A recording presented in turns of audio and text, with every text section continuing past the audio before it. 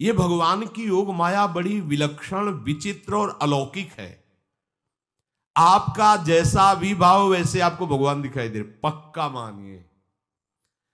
आप स्त्री भाव से देख रहे हैं तो भगवान आपको स्त्री रूप में आपके पास है, पुत्र भाव से पुत्र रूप में आप जान नहीं पा रहे, वही है, दूसरा नहीं है। हजारों बार बता चुके हैं कि ना मानने और ना जानने पर भी आपके हृदय में सत्ता उन्हीं की है। जिस दिन वो भगवान अंतर ध्यान हो जाते, प्यारे पुत्र, प्यारी पत्नी, प्यारे सुहृद मित्र आदि को आप चिता में जला देते हैं, तो था ना आपके हृदय में आदर, पर आप अनजाने से भी भगवान का ही आदर करते हो। अगर जान करके आदर कर लो तो तुम मुक्त हो जाओ इस दुख से, इस प्रपंच से। श्री भगवान कहते हैं कि मेरे अज अविनाशी स्वरूप को ये मूढ़ लोग नहीं जानते हैं, केवल वही जान सकता है जो मेरा आश्रय लेकर के मेरे को पुकारता रहता। भजन का मतलब तब पुकारना, भगवत चिंतन करना। वेदाहम शमतीतानि वर्तमानानि चार्जुन भविष्याणि च भूतानि माम तु वेद न कश्चन। हे अर्जुन, जो प्राणी भूतकाल में हो चुके हैं तथा जो वर्तमान में है और जो भविष्य में है, उन सब प्राणियों को मैं जान रहा हूं। जैसे आंवला ऐसे रख लो तो चारों तरफ से देख सकते हो, ऐसे भगवान अनंत ब्रह्मांडों को, जीवों को एक साथ देख रहे हैं। यही भगवान की भगवत्ता है, एक साथ देख रहे हैं। कोई भी जीव ऐसा नहीं है जिसको भगवान का दुलार नहीं मिल रहा हो, कहीं भी हो, अनंत ब्रह्मांड सबके लिए जो आवश्यक हो भेज रहे। कोई भूखा नहीं रह सकता। एक बार वीर शिवाजी समर्थ गुरु श्री रामदास स्वामी जी के पास गए और कहा कि स्वामी जी अकाल पड़ा हुआ है, तो हमने सारा का सारा खजाना खोल दिया और सबको पवाया। तो गुरु बड़े कृपा सिंधु थे, उन्होंने देखा कि इनके हृदय में एक गर्भ का अंकुरण हो रहा है कि मैं भरण पोषण किया सबका अकाल में। तो उन्होंने कहा कि शिवू यह हथौड़ा उठाओ, आओ चलो हमारे साथ। एक बड़ा पत्थर का, इसे तोड़ो। मारा, जेवी तोड़ा, हटाया तो नीचे मिट्टी में दबा हुआ स्वस्थ में ढके कैसा, बिल्कुल। बोले इसको किसने दिया? देखो ना कितना स्वस्थ है, पुष्ट है, इसको कौन आहार दे रहा है, इसको कौन प्राण पोषण कर रहा है? बोले भगवान। तो बोले तुम कैसे दाता बन गए? संपत्ति तो सब भगवान की है, भगवान ही सबका, ये अहम मत करो कि तुम पोषण करते हो। नहीं, छोटी सी वृत्ति को भी गुरुदेव बर्दाश्त नहीं करते। जो गुरु शरणागत होता है वो उनकी बात समझता है, अन्यथा वो अपनी मनमानी वृत्ति को ही आदर देता है, गुरु की आज्ञा वृत्ति को नहीं देता। छोटा सा भी अभिमान का कण अपने जनों में गुरुदेव को बर्दाश्त नहीं होगा, क्योंकि यही भगवत प्राप्ति में बाधा बन जाएगा। कितने जीव चराचर जगत में, देखो हमारे भगवान की भगवत्ता, सबको देख रहे हैं, सबको व्यवस्था दे रहे हैं, सब कुछ देख रहे हैं। 3 प्रकार की लीला हो रही, कहीं पालन लीला, कहीं सृजन लीला, कहीं विनाश लीला, उन्हीं के द्वारा हो रही, वही देख रहे हैं, वही कर रहे हैं। अगर ये बात तुम्हारी समझ में आ जाए तो अभी भगवान की शरण हो जाओ, पर अहम के कारण ये बात समझ में नहीं आती। जो भूतकाल में हो चुके हैं, वर्तमान में हैं, जो भविष्य में होंगे, सबका प्रभु वर्तमान की तरह देख रहे हैं, दर्शन कर रहे हैं। परंतु मुझे मेरे भक्त के सिवा कोई नहीं जानता है। भक्त के सिवा कश्यन, कोई भक्त बिरला, वही केवल भगवान को भगवान सबको देख रहे हैं, भगवान की दृष्टि सब पे है। अगर ये बात आपकी समझ में आ जाए तो अभी आनंद आने लगेगा। मैं भगवान की दृष्टि में हूं, बस आज हमें सत्संग से बात मिली कि मैं भगवान की दृष्टि में हूं, मुझे वो देख रहे हैं, बढ़िया बन गया। अब आप पाप कैसे करोगे? क्योंकि भगवान की दृष्टि में भगवान आपको देख रहे हैं। डरो, किसी गवाही की जरूरत नहीं, वो देख रहे हैं। तो आप भय क्यों कर रहे हो? आपको भगवान देख रहे हैं, आपको डरना नहीं। फिर आप कामना क्यों कर रहे हो? भगवान आपको देख रहे हैं, जो चाहिए उस समय से दे देंगे, आप निश्चिंत रहिए। अगर आप अहम करोगे तो दुख भोगोगे, आश्रित रहोगे तो सब अपने आप निर्वाह हो जाएगा। एक आदमी ट्रेन के डिब्बे में बैठे ऐसे ऐसे दौड़ रहा था। एक ने पूछा भाई क्यों दौड़ रहे? बोले अमुक स्टेशन जाना है। तू बैठ जा, गाड़ी चल रही है, ट्रेन चल रही, तू बैठ जा। ऐसे ही त्रिगुणात्मिका माया की ट्रेन चल रही, पूरे विश्व का विश्वंबर भरण पोषण कर रहे हैं, तू तो बैठ जा भगवद आश्रय लेकर के, तू काहे को दौड़ा घूम रहा है? लेकिन ये अहंकार के कारण भटकता रहता है। भूत, वर्तमान और भविष्य काल, ये 3 विशेषण देकर भगवान कह रहे हैं कि मैं सबको देखता रहता हूं, जो हो गए, जो हैं, जो होंगे। भूत के प्राणी, भविष्य के प्राणी अथवा वर्तमान के प्राणी सभी भगवान की दृष्टि में वर्तमान की तरह ही है। ये भूत, भविष्य, वर्तमान काल केवल हम लोगों की दृष्टि में भेद है, भगवान की दृष्टि में नहीं। हो चुका, होगा, हो रहा है। भगवान की दृष्टि में सब हो रहा है, पीछे का भी, अब का भी, सब सामने चल रही सीन। हमारे हृदय में विश्वास हो जाए प्रभु हमें देख रहे हैं। अभी तो हमें ये नहीं पता कि हम भजन कर रहे हैं, भगवान पता नहीं जान रहे हैं कि नहीं जान रहे हैं। अभी भक्ति में रंग आ जाए, अगर ये बात समझ में आ जाए कि प्रभु देख रहे हैं हमें। देखो, जब हमारे गुरुजन बैठकर सुनते हैं और जब गाने को अवसर मिलता है तो ज्यादा उत्साह होता है कि बैठे सुन रहे हैं। ऐसे ही अगर हम मान लें कि हमारे प्रभु सुन रहे हैं, हम जो भजन कर रहे हैं हमारे प्रभु देख रहे हैं, जो सेवा कर रहे हैं भगवान हमारे स्वीकार करें, प्रियालाल स्वीकार कर, अभी भक्ति का रंग आ जाए, ये बात हमारे हृदय में बैठ जाए कि मैं हर समय प्रभु की दृष्टि में हूं, हर समय मैं अपने आराध्य देव की दृष्टि में हूं, कितना आनंद आएगा। अंदर से सोचो जरा, हर समय वो हमें देख रहे हैं और वो कह रहे हैं मैं देख रहा हूं। पीछे जो तुम किए वो देख रहे हैं वर्तमान की तरह, अभी जो वो तुम देख रहे हो, देख रहे हैं, आगे जो करोगे वो भी देख रहे हैं। वो पहले से उनको सब पता है, तुम ऐसे ऐसे चलोगे, ऐसे ऐसे कार्य करोगे। भगवान की दृष्टि में सब कुछ वर्तमान ही रहता है। संपूर्ण प्राणी काल के अंतर्गत है और प्रभु श्री हरि कालातीत है। देश, काल, वस्तु, व्यक्ति, घटना, परिस्थिति ये बदलते रहते हैं, पर प्रभु श्री हरि वैसे के वैसे ही रहते हैं। काल के अंतर्गत प्राणियों का ज्ञान एक सीमित है। अब इस दीवार के पीछे कौन खड़ा है, क्या कर रहा है पता नहीं, पर भगवान की दृष्टि में नहीं। भगवान की दृष्टि में सुमेरु पर्वत पर क्या हो रहा है, जहां किसी की दृष्टि, वहां भी उनको, ब्रह्मलोक में ब्रह्मा क्या कर रहे हैं, बैठे बैठे सब। इसीलिए कितने महान ईश्वर हैं। एक छोटी सी भी चींटी को दाना मिला कि नहीं, उनको चिंता है। देखो, आप छोटे से 2-4 लोगों का भार लेकर के चिंतित हो रहे हो, अनंत ब्रह्मांडों के अनंत जीवों का भरण पोषण प्रभु हमारे कर रहे हैं और निश्चिंत हैं। अचिंत शक्तियां भगवान की, तो आप भी तो उनके बच्चे हो ना। ये सब कहने का मतलब है आप भी तो उन्हीं के अंश हो ना। 2-4 की चिंता में इतने तुम बावरे हो रहे हो, डिप्रेशन में पहुंच रहे हो, 2-4 कामनाओं के पीछे इतने। अनंत ब्रह्मांड तुम्हारा जो अंशी है, अनंत ब्रह्मांडों के अनंत जीवों का अनंत काल से भरण पोषण करता चला आ रहा है। कहीं भी किसी के साथ कुछ भी गलत नहीं हो सकता। जैसे कहते हैं कि क्या गलत हुआ, देखो ना अभी तो बच्चा था, ऐसा ऐसा हो गया, तो तुम्हारी दृष्टि में बच्चा है, पीछे तो बहुत पुराना है ना, जो कर्म करके आया उसका फल। कहीं भी गलत किसी के साथ नहीं होता, ध्यान रखना।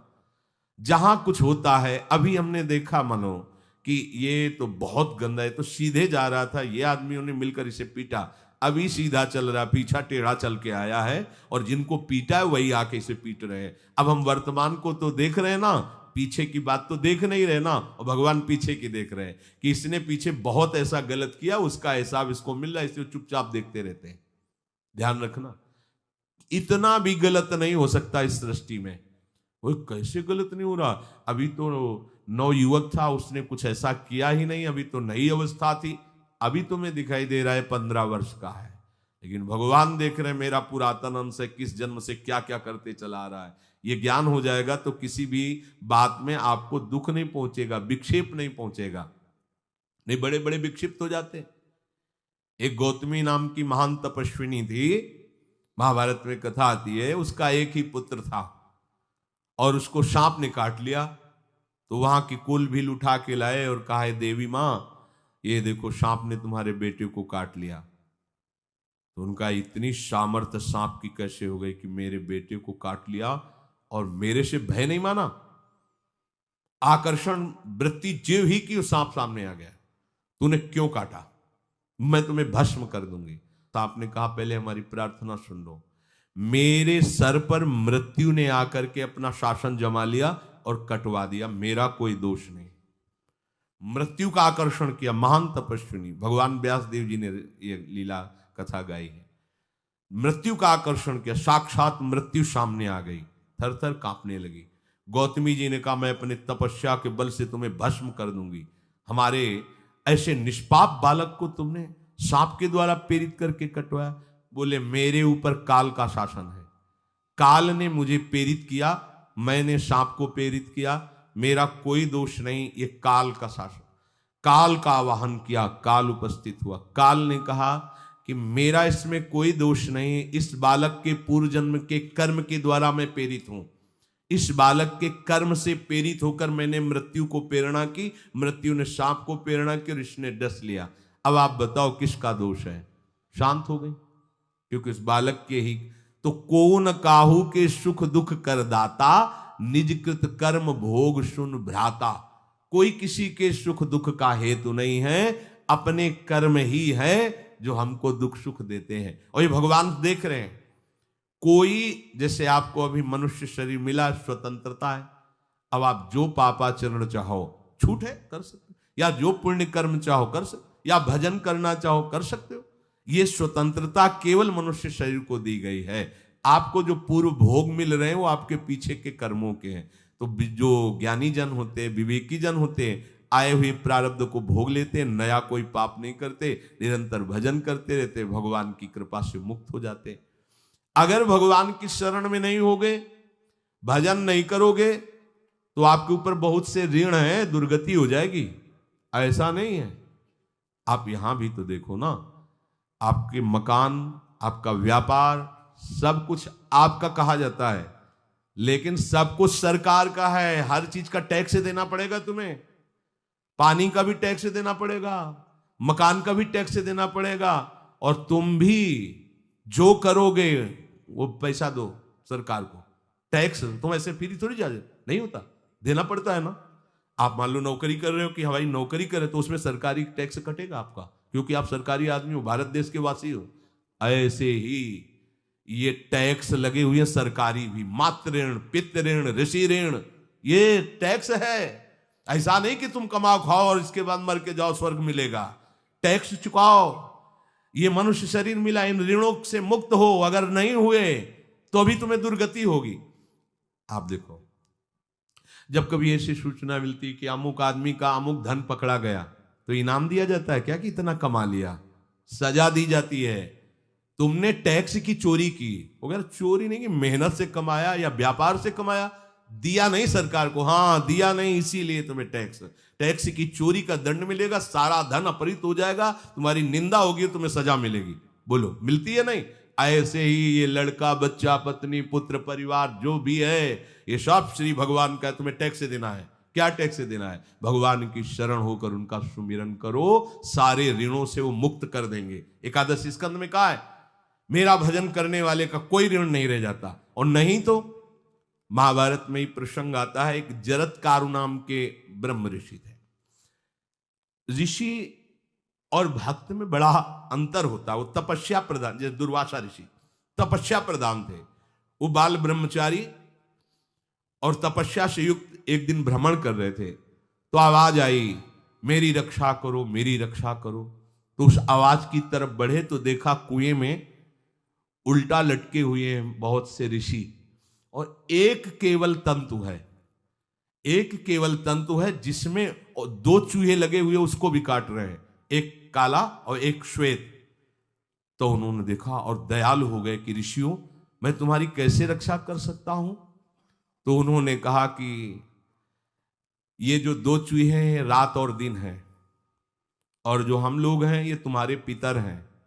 ये चूहे तुम्हारी आयु को काट रहे हैं, एक तंतु हमारे कुल में केवल तुम ही हो, और तुमने तपस्या की ठान ली, ब्याह किया नहीं, गृहस्थ धर्म में गए नहीं, पुत्र हुआ नहीं, तो तपस्या में, भक्ति में एक दम है कि सब ऋणों से मुक्त कर देगी। ये बात ध्यान रखना, तपस्वी अलग है, भक्त अलग। इसलिए पीछे चर्चा आई थी कि तपस्वियों से भी अधिक, ज्ञानियों से भी अधिक, कर्मकांडियों से भी अधिक वो मेरा भक्त योगी होता है।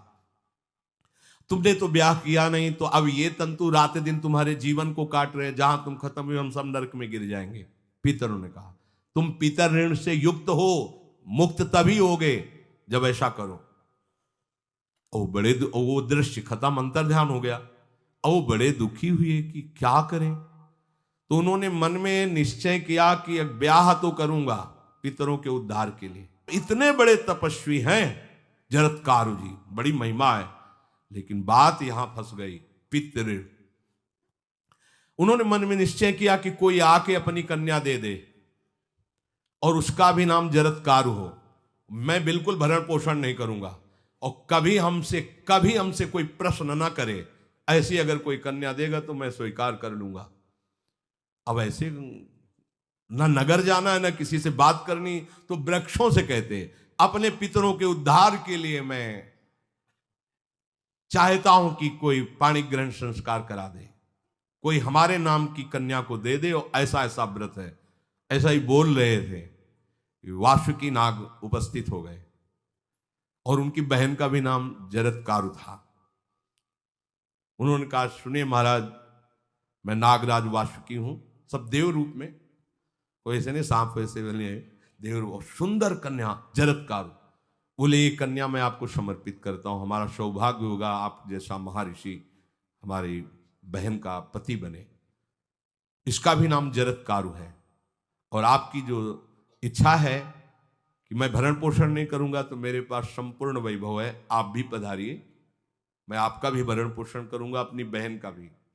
तीसरी बात, मेरी बहन इतनी शास्त्र सम्मत आराधना से युक्त है कि वो कभी आपसे प्रश्न ही नहीं करेगी, तो उनका स्वीकार है। प्रसन्न हुए, चले गए। काफी समय तक उनके महल में रहे। एक दिन जरत्कारु अपनी जरत्कारु पत्नी की गोद में सर रख कर ऐसे लेटे हुए थे, सो गए। और शास्त्रज्ञ थी, संध्या का काल था। संध्या काल में निषेध है मैथुन करना, भोजन करना और स्वाध्याय करना, ये सब संध्या काल में बस भगवत स्मरण परायण लोकवत। लेकिन हमारे यहाँ महारानी जी की संध्या आरती और संध्या भोग लगने के बाद ये, इसीलिए वृंदावन धाम इसका कहीं भी ये वेदान्नपि संन्यस्त, वेदों से भी ऊपर उठी हुई रसमयी रसोपासना है, प्रियालाल की महल है। ये जगत सिद्धांत नहीं है, ये जगदीश का भी सिद्धांत नहीं है, ये प्रेम सिद्धांत है। वृंदावन नित्य विहार रस है, इसलिए इसको बीच में बता देते हैं, कहेंगे दूसरे को तो, और यहाँ शाम के तो भोग ही लगता है, गान बजान होता है, बकाया सिद्धांत है। आंख मूंद करके या तो गायत्री जप या जो गुरु मंत्र चुपचाप शांत भाव से जपे, ऐसा। अब वो इस चिंता में थे कि मेरे पति का धर्म जा रहा है और मैंने आज तक कुछ बोला नहीं अपने पति से, अगर बोलती हूं तो हो सकता है ये नाराज हो जाए और छोड़कर चले जाए। अगर मुझे छोड़ देते हैं और इनका धर्म बचता है तो ये ठीक बात रहेगी। कितनी विवेकवान है। अगर ये सोते रह गए और सूर्य अस्ताचल को चले गए तो इनका धर्म लोप हो जाएगा, ये मैं होने नहीं दूंगी, अपने पति का धर्म लोप नहीं होने दूंगी। और वो उस समय भी केवल एक लंगोटी लगा के रहते थे, अस्थिमात्र हो रहे शरीर, वहां भी ऐसा नहीं कि दूल्हा बन करके सज, नहीं, वैसे ही केवल पितरों की तृप्ति के लिए उन्होंने बात स्वीकार की थी। उन्होंने कहा महाराज उठिए, संध्या का समय है, शास्त्र निषेध करता है इस समय सोना नहीं चाहिए, नहीं आपके धर्म का लोप हो जाएगा। महाराज उठिए, सूर्य अस्ताचल को बस पहुंचने ही वाले हैं, उठिए। उठे एकदम लाल आंख करते हुए, तुमने हमें टोका कैसे, तुमने हमसे प्रश्न कैसे कर दिया, मैं अभी तुम्हारा त्याग करता हूं। बोले स्वीकार है, आपके धर्म का लोप ना हो। कहीं सूर्य अस्ताचल को चले गए, आपने अर्घ नहीं दिया तो जीवन भर की आपकी उपासना में कलंक लग जाएगा कि आपने संध्या काल में शयन करते हुए सूर्य आराधना नहीं की, आपके धर्म का लोप हो जाए। बड़ा सूक्ष्म धर्म का विषय। तो उनका सूर्य की ताकत कैसे कि मैं सोता रहूं और वो अस्ताचल को चले जाए, ऐसे महात्मा थे। कहा सूर्य की ताकत कैसे, भगवान व्यास देव जी ने लिखा है, किसी कहानी की बात नहीं। सूर्य की सामर्थ्य कैसे है कि मैं अर्घ ना दूं और वो अस्ताचल को चले जाएं, सूर्य तब तक रुके रहते जब तक मैं सोता रहता, पर तुमने टोक दिया, अब मैं चला। जब चले तो उन्होंने कहा हमारे गृहस्थ धर्म का जो फल होता है आपके पाणी ग्रहण स्वीकार का जो फल होता है उसको बिना दिए आप कैसे चले जा रहे हैं? तो उनका आस्ति वो है, चले गए। उसी से आस्तिक मुनि का प्रादुर्भाव हुआ और उन्होंने आगे बड़ा चरित्र है उनका, आस्ति, तो उसी से नाम रखा आस्तिक। आस्तिक उन्होंने जन्मेजय की यज्ञ को बंद किया। आप सोचो, एक पितर की तृप्ति के लिए उनको ये सब करना पड़ा।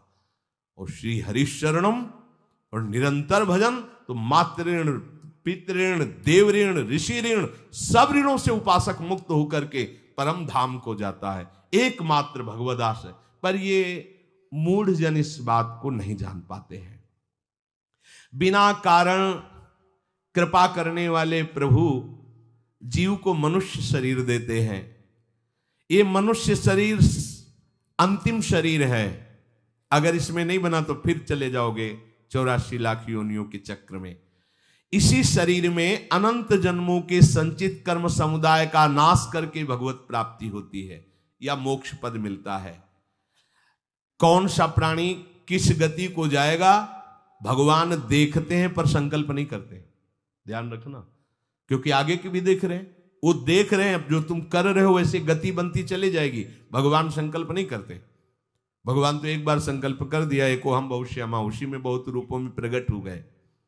अब तुम्हें संकल्प करना है कि इस जन्म में मुझे भगवत प्राप्ति करनी है। जो संत शास्त्र सदगुरुदेव कह रहे हैं ऐसा करो ऐसा ना करो, यदि आप इस भावना को स्वीकार करके आराधना करेंगे तो निश्चित निश्चित भगवत प्राप्ति इसी जन्म में हो जाएगी। प्रभु केवल तुम्हें निमित्त बनाना चाहते हैं, कल्याण तो वही करेंगे। जैसे अर्जुन से कह रहे हैं भीष्म आदि द्रोण आदि मेरे द्वारा मारे जा चुके हैं, तुम केवल निमित्त मात्र भव सव्यसाची।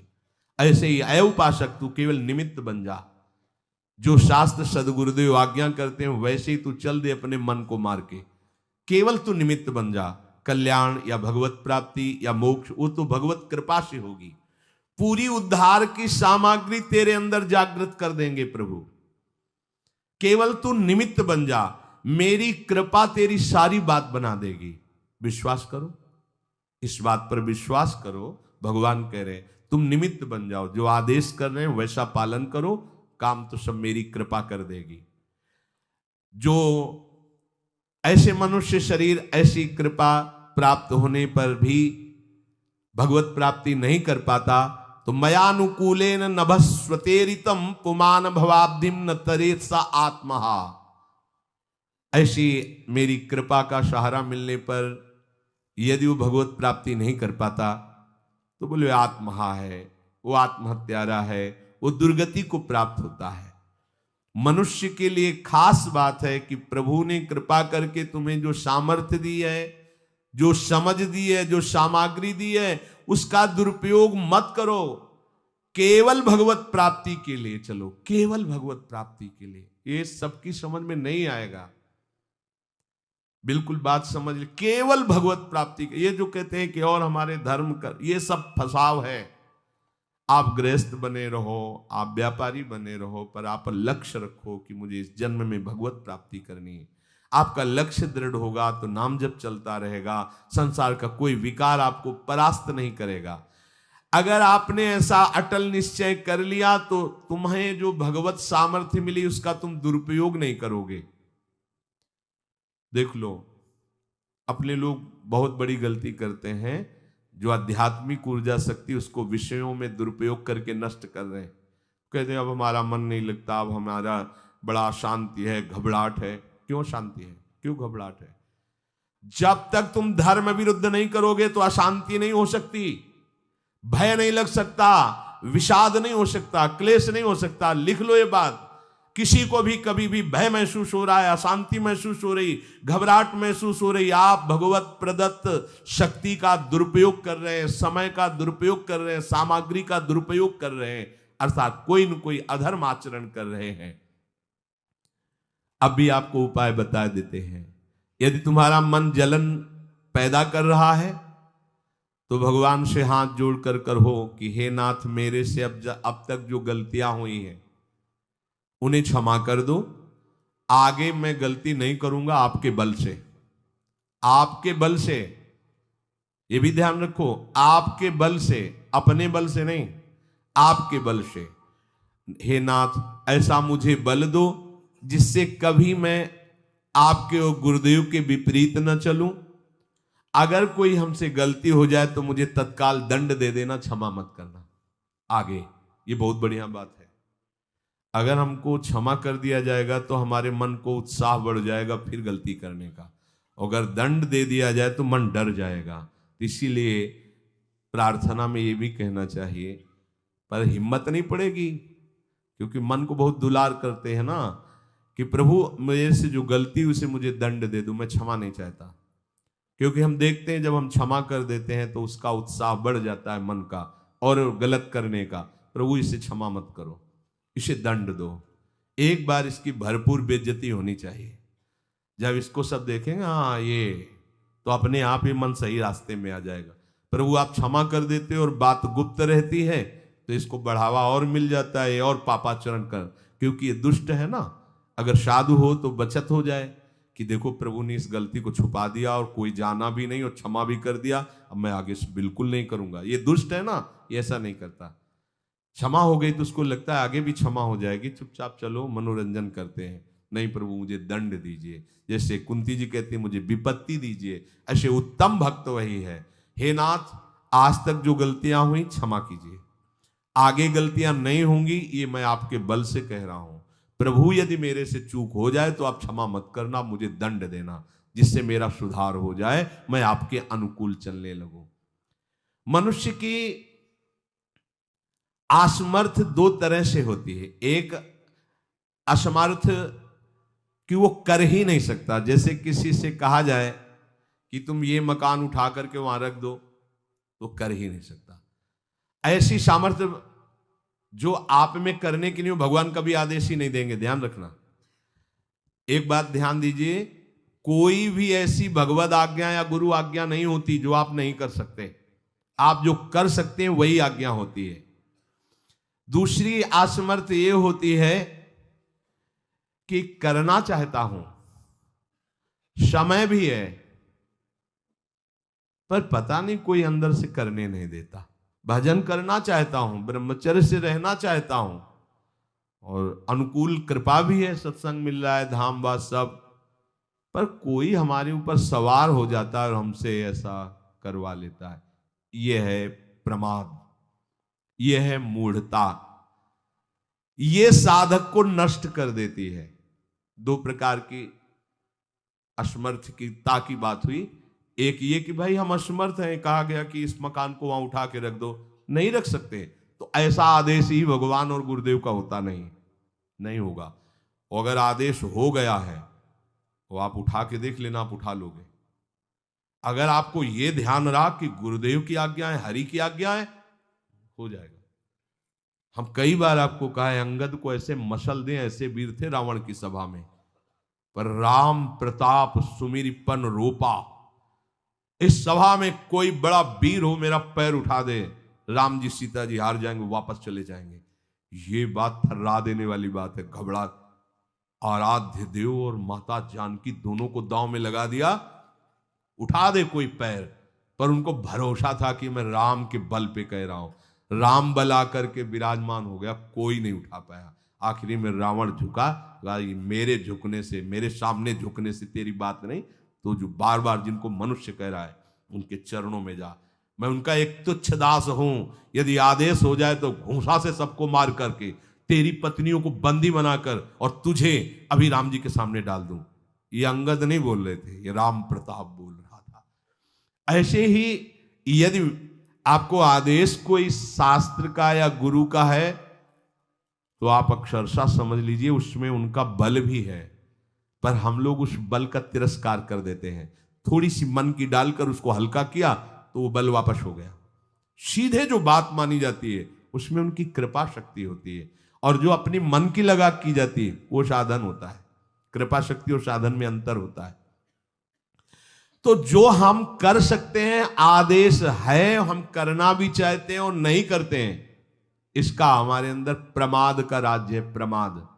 लोग कहते हैं कि पता नहीं कोई हमारे दिमाग में आके कर जाता है। हाँ, भूत आता है, भूत। अब ऐसे लोगों को बावरा कहते हैं। अब इनको ऐसी जगह पहुंच जाए जहां सही निर्णय नहीं होता, और ये कर देना वो कर देंगे। उनको लगता है कोई है, बोले है ऊपरी चक्कर है, अल्ले ऊपरी चक्कर हो, घूम रहे हो पागल बने, ऊपरी चक्कर कुछ नहीं, ऊपरी चक्कर नहीं, भीतरी चक्कर है। ये भीतर का तुम्हारा वासनात्मक प्रपंच ही तुम्हें नचा रहा है। विवेक का जागरण करो। किसी की अरे प्यारे तुम हरि के अंश हो। स्मशान में रात्रियां व्यतीत हुई, स्मशान में गंगा के किनारे भूतों के बीच में, कोई भी नहीं, कुछ नहीं। सीम की चाप सके को तासु बड़ रखवार रमापति जासु, अकेले, न युवक अवस्था, कोई साथ देने वाला नहीं, अंधेरा, कोई टार्च नहीं, कोई व्यवस्था नहीं, हर समय एक अपार आनंद, भगवदानंद। कोई भय छू सकता है? हर समय हरि की दृष्टि में आप रहते हैं। आप भी ये प्रमाद मत कीजिए, ये प्रमाद है और कुछ नहीं है जो आप आचरण विरुद्ध कर देते हैं। अब क्या होता है, वो समझ पाता नहीं, उसके पीछे कर्म परंपरा लग जाती है, फिर वो हार जाता है कि मेरे से भजन वजन नहीं होने वाला, संयम से नहीं चलने वाला। अब वो योनि पर योनि प्राप्त करता चला जाए, ये योनि यो योनि। भगवान के स्वभाव को समझो और उनके आश्रित हो जाओ। कोटि विप्र बदल आ गए जाहू, आए सरन तजो नहीं ताहू। जो नर होए चराचर द्रोही, आवे सभय सरन तक मोही। तो तज छल कपट मोह मद माना, करूं शब्द ते साधु समाना। एक बार जीवन को प्रभु के चरणों में अर्पित कर दो, बस प्रभु सब संभाल लेंगे अपने बल से।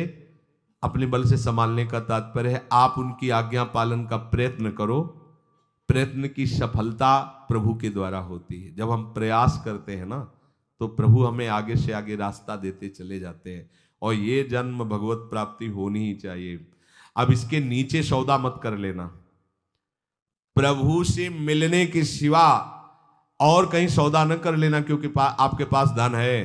ठग लोग आएंगे आपको ठगने के लिए, ये भोग भोग लो, ये भोग भोग लो। कैसे बताएं? यदि तुम भगवद आश्रित हृदय से हो जाओ तो स्वप्न में भी तुम्हें डिगने नहीं देंगे।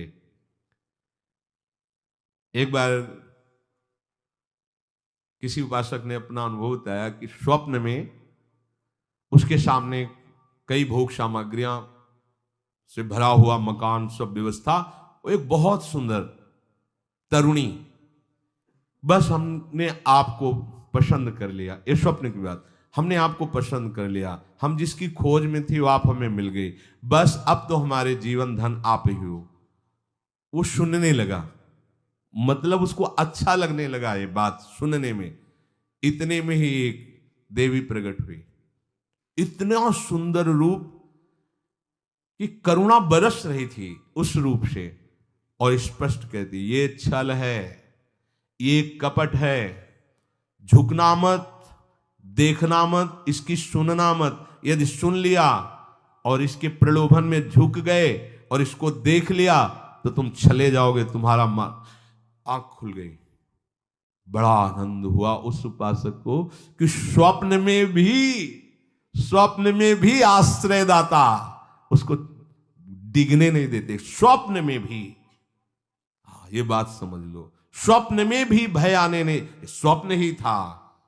हो सकता था स्वीकृति उस उपासक के हृदय की हो जाती, लेकिन जगने पर हाहाकार मच जाता कि कैसे स्वीकृति हो गई। पर देखो, जिसका आश्रय लिए वो उससे सुंदर रूप लेकर खड़ा हो गया और समझा रहा है छल है, कपट है, झुकना मत, देखना मत। आप तो केवल आश्रित होके तो देखिए, जागते हुए, सोते हुए, स्वप्न में, ये तुम्हारी अवस्थाएं, प्रभु की नहीं है। वो तुम उन्हीं की गोद में जग रहे हो, उन्हीं की गोद में सो रहे हो, उन्हीं की गोद में शयन कर रहे हो। एकमात्र प्रभु का आश्रय लेकर निरंतर भजन करते हुए इस जन्म में केवल भगवत प्राप्ति, अन्य सौदे में हमें फंसना नहीं है। बहुत से प्रलोभन आएंगे कि ये फ्री ले लो, फ्री भोग लो, कोई नहीं जानेगा। आपको सौदा नहीं करना अपने हरि आश्रित बल का, आपको उससे केवल हरि की प्राप्ति करनी। प्रलोभन आएगा, ध्यान रखना, भय आएगा, हे भगवान आज तक जो भजन किया है इस भय को हटा दीजिए, क्योंकि इज्जत चली जाएगी, सब लोग थू थू करेंगे, मेरे से बहुत गलती हो गई, हटा दीजिए। हरि मुझे दंड दो, पूरी सभा में मेरा तिरस्कार करवाओ, ये मन लाख समझाया नहीं समझा, अब जब बेइज्जती होगी ना इसकी तब समझेगा। कुछ नहीं होगा और कृपा हो जाएगी, आगे बढ़ जाओगे। बिल्कुल अपने भजन को खर्चा मत करना, ना भय में और ना किसी सुख प्रलोभन में, तो इसी जन्म में भगवत प्राप्ति हो जाएगी।